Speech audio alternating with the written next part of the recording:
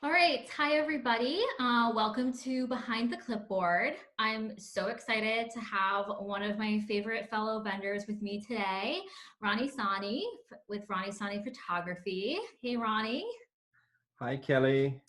Me and Ronnie we go pretty far back now. I think we met about 4 years ago. We've done a lot of events together and really kind of all different ones, weddings and parties. I mean, we've been on hmm boats, we've been, out in the fields, kind of a little bit of everything. Yeah, it has been a great journey, Kelly, with you.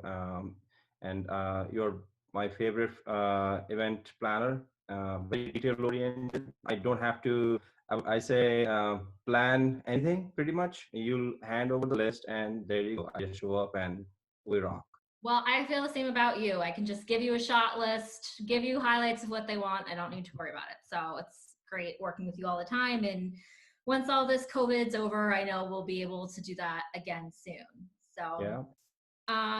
for now, we're going to do a little bit of rapid fire and learn about you and your business. So let's start with the who. So tell me about Ronnie and kind of what got you into photography.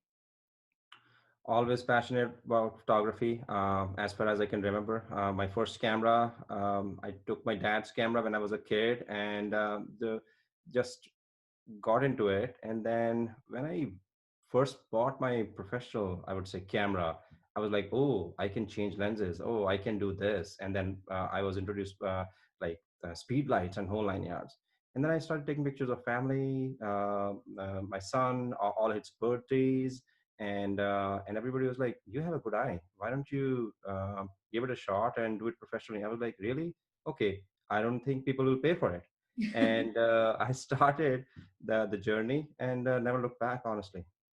Yeah, I totally understand that sometimes it's hard to think like people will pay for me to do what I'm passionate about. That's kind of a weird concept, right? And so I know you obviously we work together in a lot of weddings and events, but what other kind of services do you focus on and offer? Uh, I would say my focus is portraits, people photography. I would say in portraits is family portraits, newborn, maternity. I do a lot of maternity, a lot of newborn, then graduation parties, baby showers, all sorts of events. Yeah, and I really enjoy doing fashion photography now. I have a home studio, fashion photography, and working with lights and different colors and whole 9 yards. It just like my creative side comes alive more because we can experiment a lot with models. You can easily work and with take a lot of pictures. And with kids, it's a little challenging, a little different. You have to be very very quick. But working with models is another, I would say, avenue I can explore on my creativity side. A big part of this, is our passion and why we do what we do. So tell me a little bit about kind of what keeps you going, especially during these tough times, and why you love Yeah, it. definitely. Again, coming back to the earlier comment, people paying for my passion. It has been a great motivation, but I would say, when I am shooting with a family or a couple at a wedding, you actually become part of them. You become part of their journey. It's very exciting.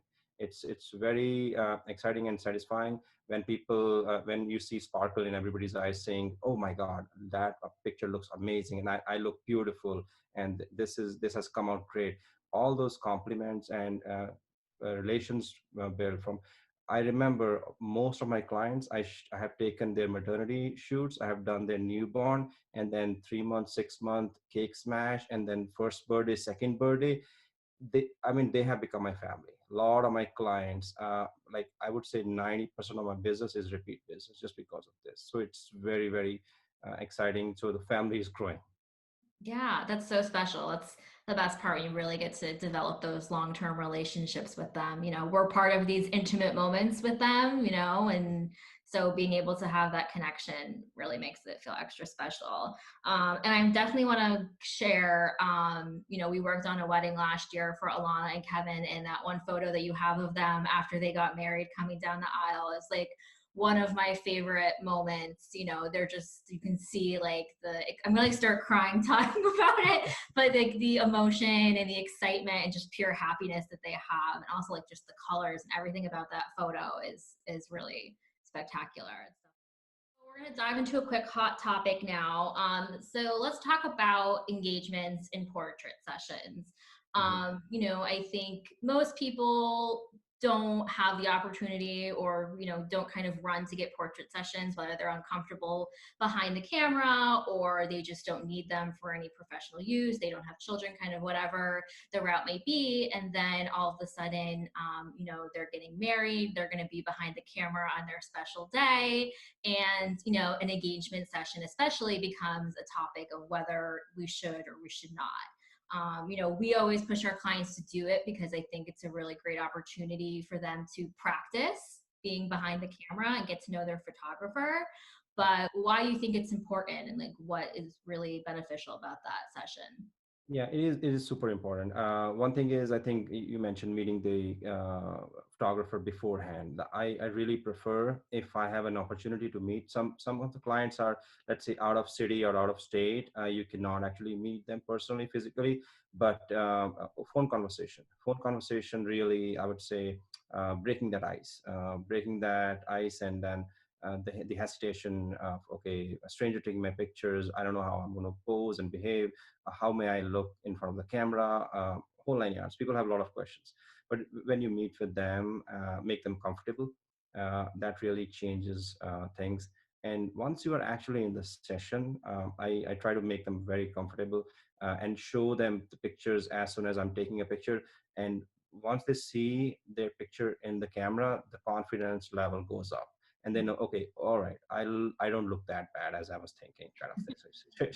So those kind of things have helped. And again, once you meet with the couple, you kind of know their personality, what kind of locations they already have. Sometimes locations in the mind, are not. We discuss and explore. Yeah, that really helps. Meeting and talking and a phone conversation makes up Yeah. everything else. So now that they've decided to do it, that's great. They're working towards their confidence. We've sold them on it, and now they've got a plan for it. So you mentioned locations, figuring out the best location to do it.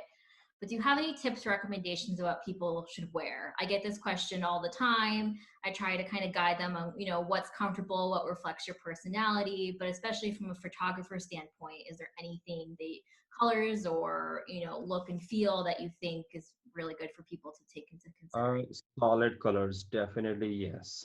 Any solid colors would go. I try to tell them avoid stripes, avoid large floor prints or checks or plates, those kind of things. Solid colors really come out good. Stripes, not so much. And then colors, they can pick pretty much anything from black to white to red. Everything comes up good. Do you have a preference on outdoor versus indoor? I know outdoor probably offers maybe some better lighting, but I love outdoors. My preference is outdoors, but again, we are New England, and be realistic. We have very less time. I would say few months of beautiful weather. I would not even call it beautiful.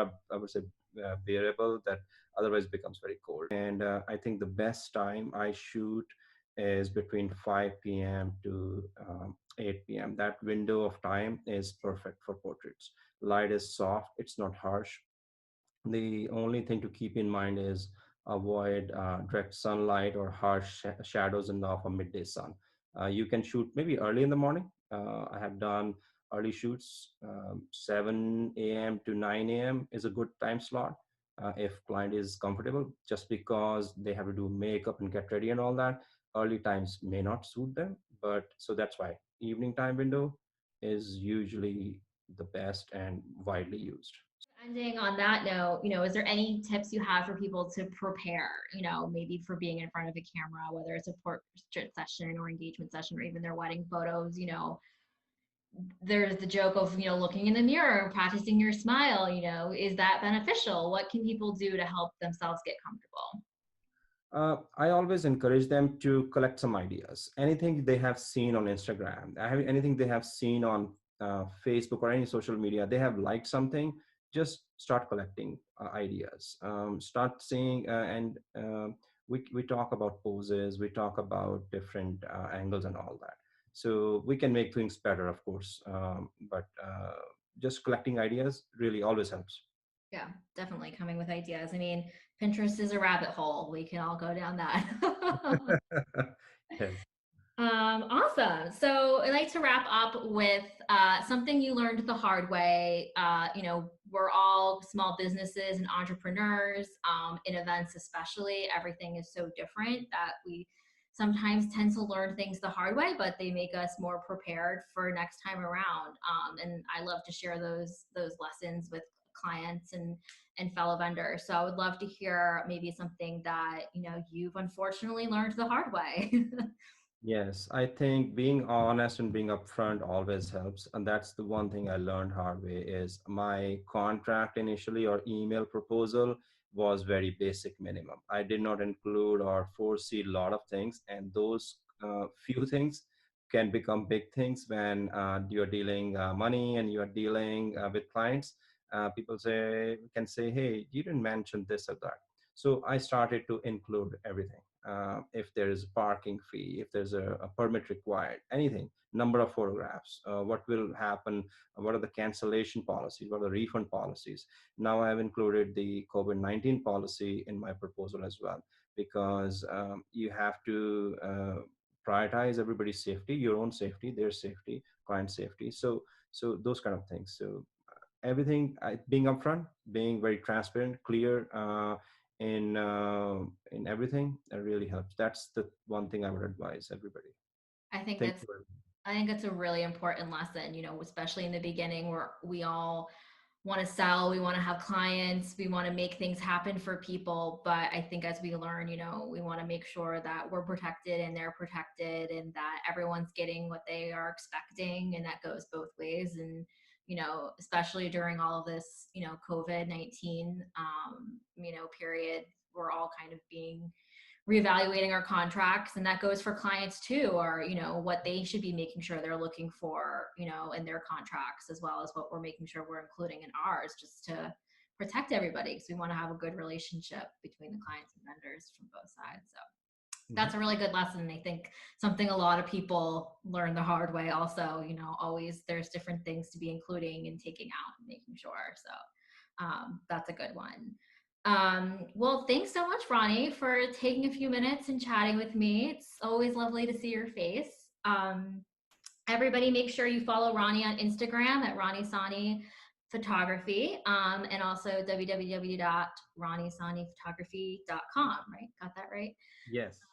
Thanks, Kelly. Thank you. It was lovely chatting with you today, and hopefully we'll meet each other soon. Yes. All right. Take care. Bye Take bye. care. Thanks.